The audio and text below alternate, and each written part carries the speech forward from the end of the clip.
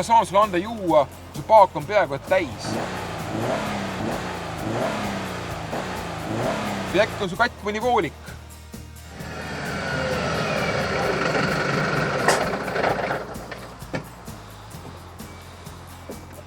Hei külamees, miks nii kurva olemisega?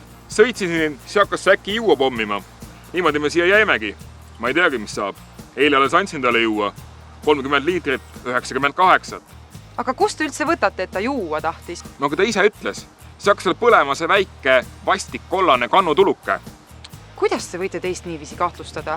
No kui ta ise küsis ja ma alles eile valasin talle 30 liitrit, 98. Kuhu ta pani selle siis? Äkki ta jagab selle kellegi teisega? Kust mina seda tean? No aga kust te üldse võtate, et ta 98 just tahab? Mis te arvate, et vaid bensiini tulebki autosse valada ja see ongi kõik või? Aga mida siis sinna veel valada? Te üldse teate, mida kollane kannutuli tähendab? Täpselt ei tea. Õlivarrast ikka kontrollisite või? Ei, veel mitte.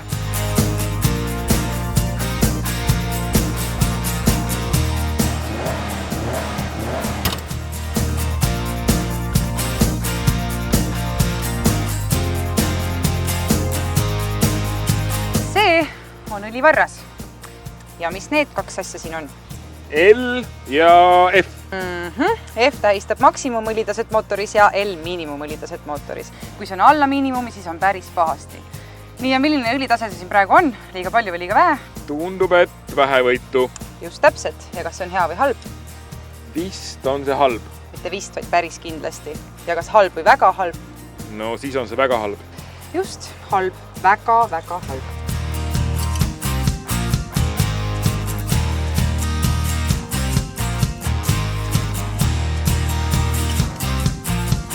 Siin on kirjas, millal auto mootori õli tasuks vahetada. Need numbrid, mis siin on, näitavad auto läbisõitu ning kui see number on ees, siis see tähendab seda, et tuleks ka õli vahetada.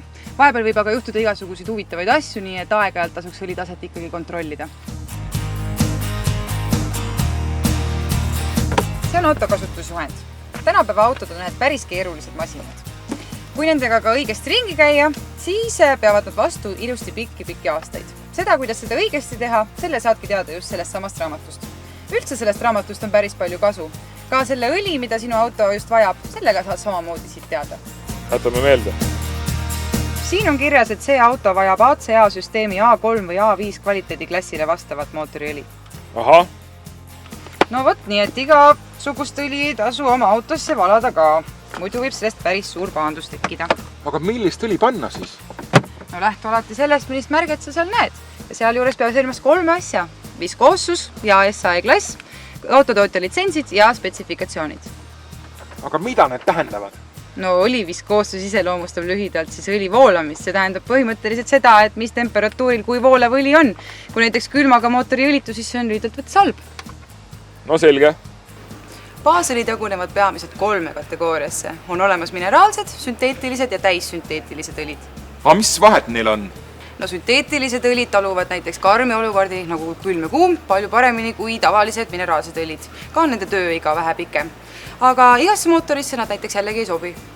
Aga kas neid näiteks segada tohib? Ei, omavahel ikka segada ei tohiks. Kui on ikka ühte liiki õli, siis olla see ühte liiki õli kui mingisugune suvaline segu. Kas ongi siis kõik, mida ma pean õlidest teadma? Ei ole. Kui aga on märgistus SAE 5V30, siis tuleks just seda kasutada. Aga mida ikkagi see SAE tähendab ja need numbrid seal? No tagumine number näitab õliviskoossust töösoojas mootoris. Need on erinevad 30, 40, 50 ja nii edasi. Mida suurem see number on, seda viskoossem õli on 100-kraadise temperatuuri juures ja seda paremini suudab ta mootorit kaitsta äärmuslikes töötingimustes.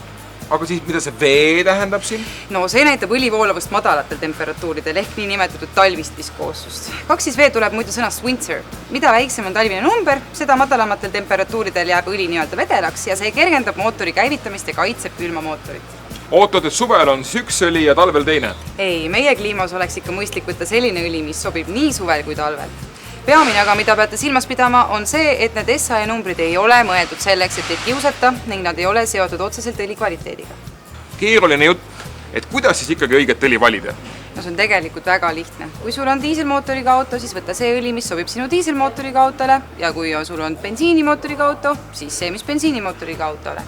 see oli näiteks ACA A5B5 sobib nii bensiini kui diiselmootorile. A sobib bensiini ja B diiselmootoritele.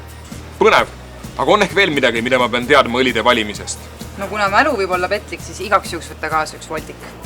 See on üks põnev voldik. Aga kuidas ma ikkagi tean, millist õli valida, kui mul ei ole ei seda voldikut ega ka auto kasutusjuhendit? No see on tegelikult väga lihtne. Näiteks Adinolil on olemas oma Oil Finder, kus sa saad teada, milline on see õli, mis just sinu autosse kõige paremini sobib. Oi, kui lihtsaks on tehtud. Kus ma seda õli ikkagi saan näiteks nädalavahetustel? No kui õlituli on hakanud põlema, siis Adinoli õlipudeleid saab igast hästi varustatud supermarketist ja parimatest tanklatest nädalavahetusel kui ka tööpäevadel üle terve Eesti. Kuid veel parem on see, kui te õlitule süttides ei hakkaks mitte kohe otsima supermarketit, vaid teil oleks juba üks pudel autos olemas. Niisama igaks elujuhtumiks, sest teate ju ise, parem karta kui kahetseda. Ehk siis iga nädal peaks mõne liitri peale valama. Oh ei, kus nüüd nii, kui õlikuru ikka nii suur on, siis peab ikka teenindusse minema. Mul on ikkagi see viimane küsimus, kui see õli tuli põleb, siis kuhu ma ikkagi selle õli valan? Õli tuleb valada otse karterisse. Huvitav. Aga mida veel kapoti alt näha saab? No mootorit ennast, siis klaasipesuvedelikku, jahutusvedelikku, pidurivedelikku ja mis peamine, õlivardaga õlitaset.